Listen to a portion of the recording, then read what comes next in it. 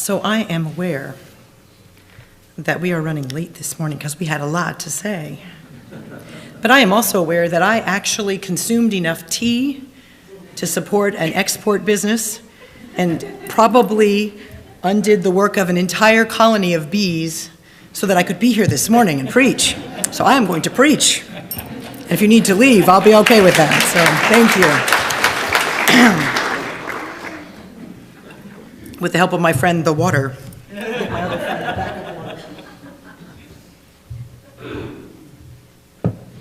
It is good to be back. You know, in the theater, I am rarely a fan of audience participation. Does anyone know what I mean? There's the mic, and they bring it around, and then suddenly you're in the spotlight, and they're asking you something that's going to be very embarrassing.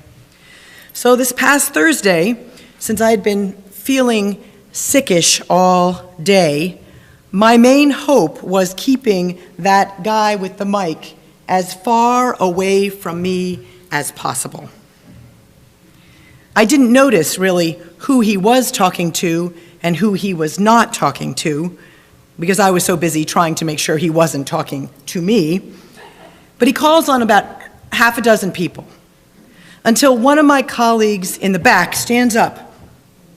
And he's very agitated, and he's trying to get his attention. And then our presenter switches, and he says, "Stand up if you notice that what I've just been doing was very sexist, because I've only been allowing males in this room to speak." Now this was a room full of Unitarian Universalist religious professionals of color, and this is not a room where you want to do this. Wow, I think. I really am sick. I didn't even notice that. Oops. I remain honest and seated. But after all, this is Le Manoir, the internationally acclaimed film director who's working with us, who made movies about race that were considered so intense that ministers and religious educators kept them in locked drawers. But a few minutes later, I'm a little less concerned when he asks another question. Why didn't any of you do anything sooner? He asks the people standing up. Why did you see this and not say anything? Why do we accept when this happens all around us? Life beyond acceptance. Sometimes we don't choose it. But I, in this moment, am glad to be sitting down. Life beyond acceptance is sort of the world that I think many of us are living in right now. It is beyond my acceptance to know that a growing percentage of our economy, public and private, is tied to the incarceration of human beings. It is beyond my acceptance to know that we are on a road to becoming a nation in which those with the least resources will lose health care so that those with the most resources can make a bigger profit. It is totally beyond my acceptance that we are asking people who thought it was safe to be who they are to just stop doing that. And beyond my acceptance that we regularly hear people say that the answer to what ails us as a nation is to go back and try to find some new least common denominator, not that greater one that Caitlin spoke of. In this way, many of us are living beyond acceptance, and many of us still can't believe that we are living in a world in which we're living, and the times that we're living. Life beyond acceptance sometimes chooses us. You know, life really is what happens when you're busy making other plans. And sometimes that finds us in option A of life beyond acceptance. That's us trying to figure out how to keep living after a loss, what that means for us, or when we've suddenly no longer have the identity that has given our life the most meaning. It's coping with the fact that somebody that you loved was hurt and you didn't protect them because you didn't know. Life beyond acceptance may find us in one of its many forms.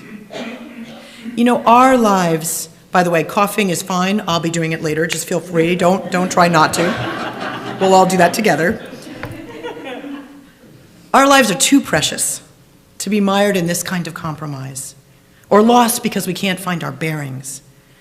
In one way, one could say that many of us really need to think about new ways to be moored. Now, Lee Moon-Hwa, who was with us, is a director actually from Oakland, and I went across the country, of course, to Baltimore to be able to be with him, and also to have lunch with my colleagues from Oakland and Hayward, which we hadn't managed to do in 6 months here, so we went to Baltimore to do that. But he's the director of films about race, such as The Color of Fear, which actually doesn't show any physical violence or anything particularly profane. It just shows people talking. But it captured the anger and the volcanic rage that people have around the issue of race, so that in the 1990s, when it was making the rounds of our congregations, ministers and directors of religious education were instructed to keep those films locked up so that no one could accidentally watch them who wasn't prepared to see them. Why do we accept this divide? Lee Moon-Hwa asked us. Why do we accept that no one asked our 44th president's white racial identity? Why do we lump the Irish experience, since we're a couple days from St. Patrick's Day, in with the German and the English immigrants? Why do we accept a world where we are all given less because we settle for some compromised position? Life in that zone beyond acceptance is disorienting, and in it, we will lose our way. Lawrence Gonsalves is the author of a book called Deep Survival. There are things you can't control, so you better know how to react to them, he writes. For a meaningful life beyond acceptance is not just to accept the way life may be if we insist on others framing it for us. It's about finding our own new true path in that new life. It might be beyond acceptance for us to say that race and identity no longer matter because we're living, as civil rights lawyer and author Michelle Alexander notes, in a time with an ethic of stone throwing.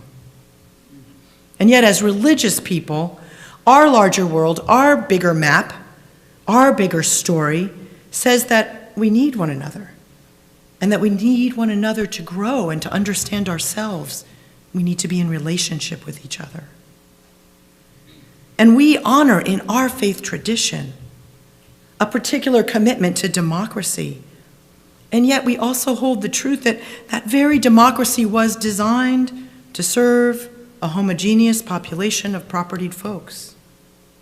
So we're on a journey to adjust our bearings and look for new ways to chart a new path. We're looking for new places and new ways of looking so that we don't do what urban developers have done for decades and are still doing in Baltimore, by the way, looking at black communities among them in the inner cities and saying, oh, there's nothing worth saving there, so targeting those areas for urban renewal. Michelle Alexander observes that democracies with greater racial diversity also have greater conflict and less compassion. So we have some work to do. We're going to get a little lost before we get found. Definitely beyond acceptance.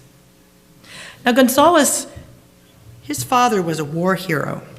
So he spent his life trying to study why people survive extreme experiences, such as being stranded at sea after a shipwreck, or a climbing accident, or getting lost on a wilderness hike. Why do some people make it out and some people don't, he wanted to know.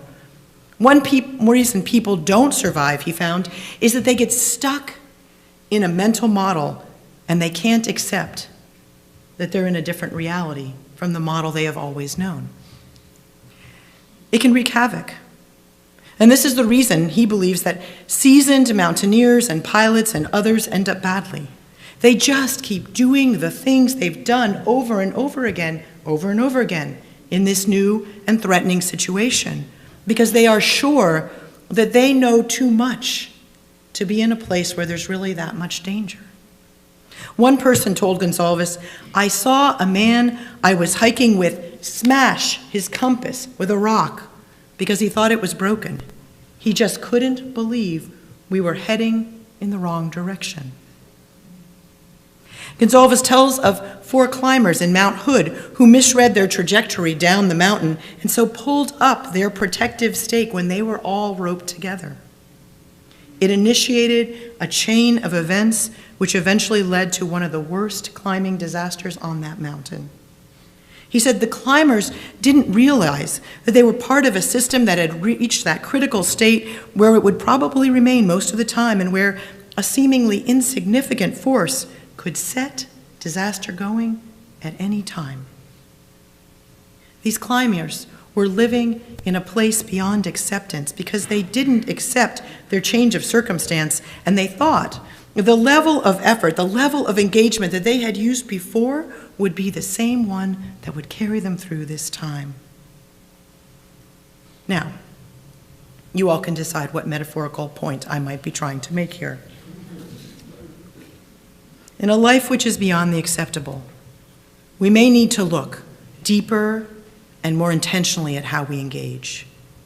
We may need to look in the ways that we can stand. For example, that's why we're doing that Being Sanctuary box in the newsletter and in the Friday email every week. It's so that if you're feeling overwhelmed by the news, you don't have to read it. You can look for 1 or 2 things that you can do that will make a difference. We might need to add more to our map's legend and pick a new route. And it might be a little harder in this age of having a bully in chief to say that we are living in a world of post-intentional racism, for example, which we were saying only a couple years ago.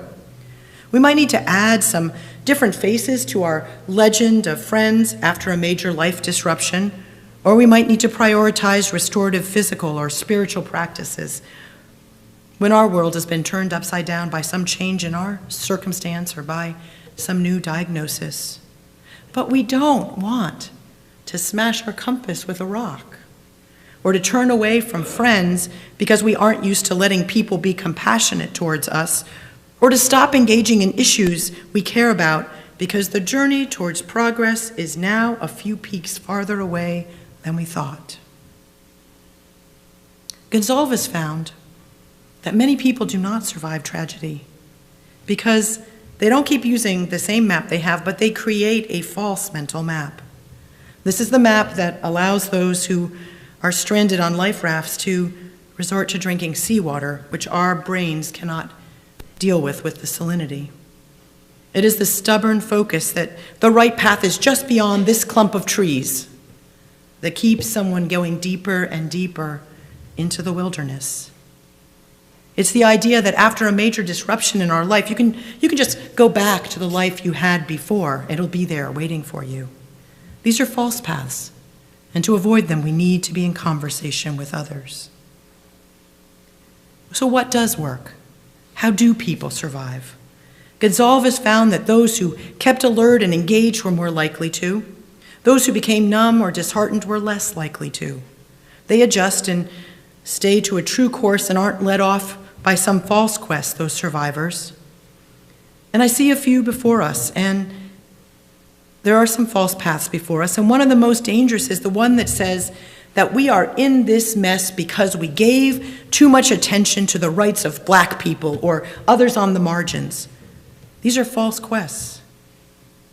And we also have false quests when we have personal tragedy, including blaming ourselves for things that were beyond our control or deciding to isolate ourselves and not talk about it because we're afraid that someone might judge us. What else works? Well, for all of you who found a renewed commitment to the Church of Saturday Night Live, I'm there, take heart.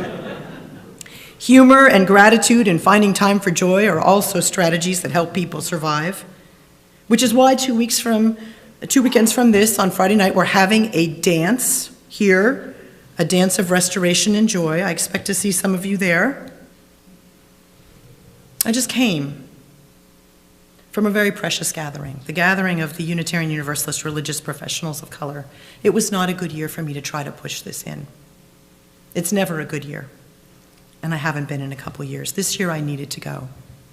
It's called Finding Our Way Home, because people who don't feel at home in any other place in the world feel at home there. It is the space of the deepest connection and joy that I have ever known. It is one of those places where we can have conflict and we can also have struggle, and it's a place where when someone harms us with their words or actions, we say, ouch.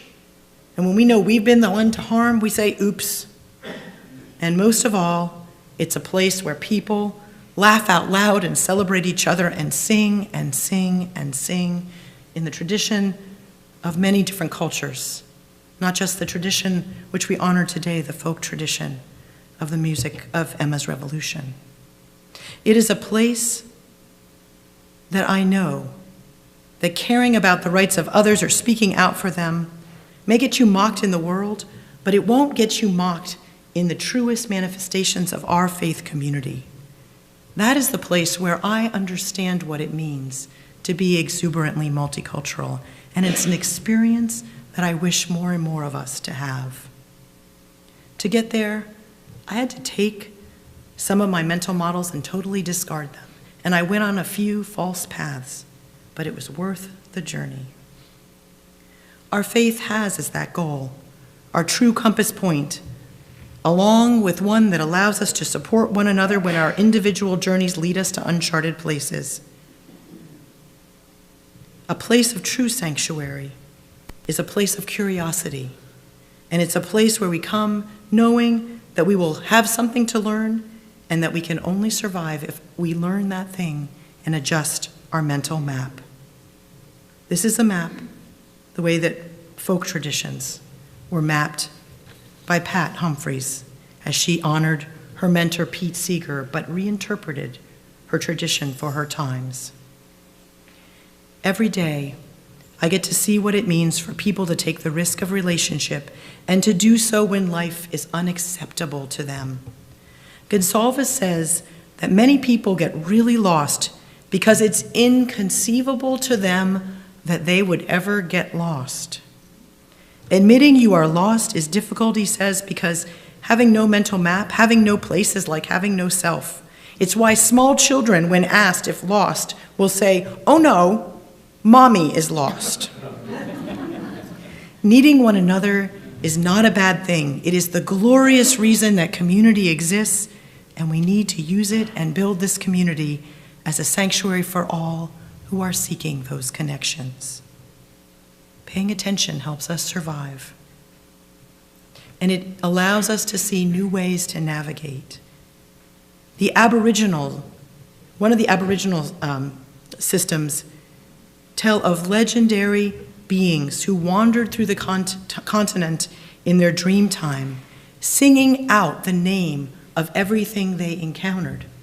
And by singing it, they remembered it and could find their way back and where they were going. Gonsalves started what became his life's work, looking for what made a hero, and what he found was that heroes are people who survive.